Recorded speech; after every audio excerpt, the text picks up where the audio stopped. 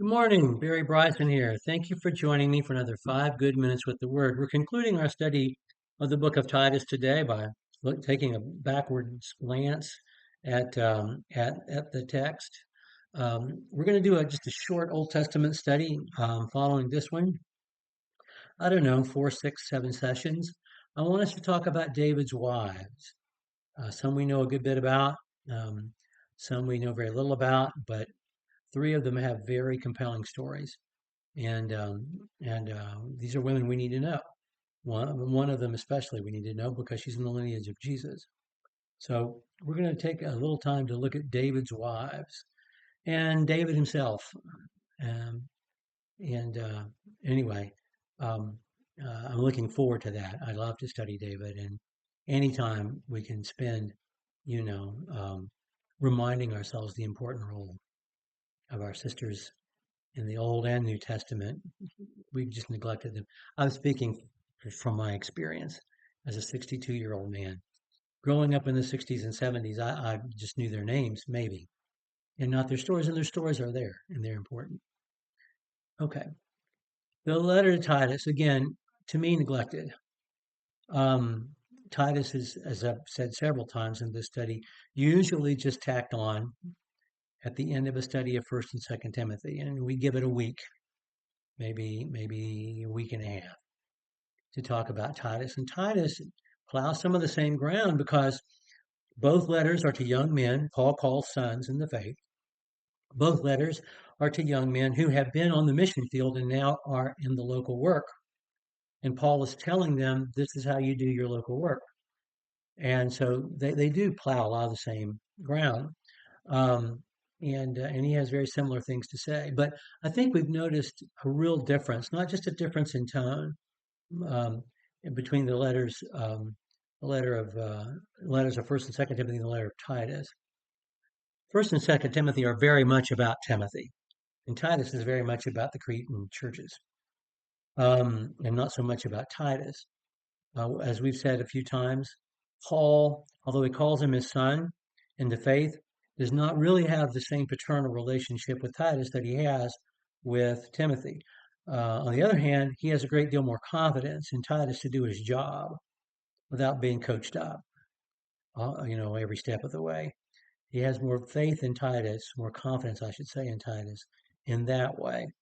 Um, we noticed in Paul's letter to Titus, Paul talking to a man who is really swimming upstream against just a terrible culture, even by the standards of the first century, in permissiveness, in immorality, in nefarious behaviors. It just was not good, shocking at times to the rest of the Mediterranean world, and yet it was normal for the island of Crete. And so he really is, his task is to imprint new patterns of behavior upon these Christians. And he's given three reasons for imprinting this pattern of behavior that he needs to keep repeating. One is you've been forgiven and you've been given a second chance. You've received grace. So don't waste it. The second is we're going to be judged. Jesus is going to come again. And you're going to have to answer for your behavior. And the third is Jesus sacrificed for us, and that means something. And we should honor that sacrifice with the lives that we lead now. And so he's going to repeat patterns of behavior over and over again, the way he wants. He's not just teaching Titus the facts, he's teaching Titus how to teach. Keep repeating the lists, keep emphasizing the patterns, keep emphasizing the reasons, and keep challenging them to good works. He repeats a couple of phrases over and over again. One is self-controlled, and the other is, eager for good works. Urgent for good works. Those kind. He keeps repeating those two phrases over and over again, and he wants Titus to repeat that. He gives Titus the same job that he gives Timothy to declare the truth, to confront people with the truth, and to encourage them with the truth. So we've seen that as well. We've seen the emphasis that he puts on the foundation, the foundational demographic of a congregation. the foundational demographic of a congregation is its old people. I mean, he says, first thing he says, you have to appoint elders, old men, elders. And then when he starts talking about sound teaching, he says the old men must, the old women must. He starts with older people. This is where it's going to start if it's going to change. I think that's important too. That our older Christians are absolutely necessary. They are the foundation upon which we build everything else.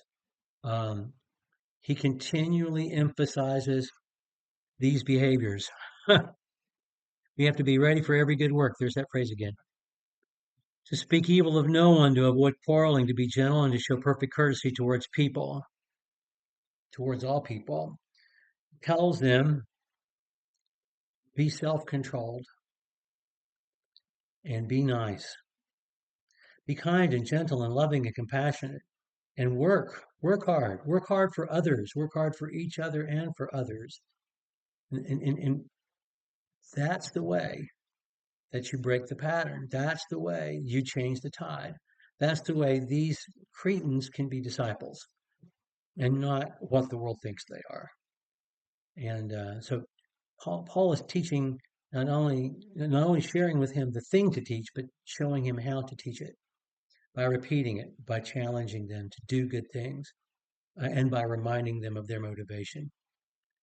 I just absolutely love this book. I think that in terms of being a little bit older, the Timothy letters are written to a young man. Being a little bit older, a little more mature in the word, Titus feeds my job for me a little better than First and Second Timothy too. There are no replacements for First or Second Timothy, and I read them almost every week, and I love them. I love every line of them. But if I want my action items in the morning for what I do for the day, Titus helps me out in that regard better than First or Timothy do at this point in my life, and that's why I love this book so much. This letter, I should say. I hope you do too, and I hope that you'll spend much more time studying Titus, reading Titus, and just ingesting it and letting it sink in. It is written to do just that because it keeps repeating lists and patterns and reminding you of your motivation. It works on you in a cognitive way, just the text of it, the way that it's written, the pattern of words will work on your own brain. So yield to it. It's the work of the Holy Spirit. So yield to it and spend time in it. Next time we're together, we're going to talk about David and his relationship with women generally, introduce the names of his wives and their order, and then we're going to talk about David's wives individually. And I'm really looking forward to that. I love these ladies, and I love David, and I love the study of them personally and spending time with them. Okay, we'll pick up there next time. Thank you for joining me for another 5 good minutes.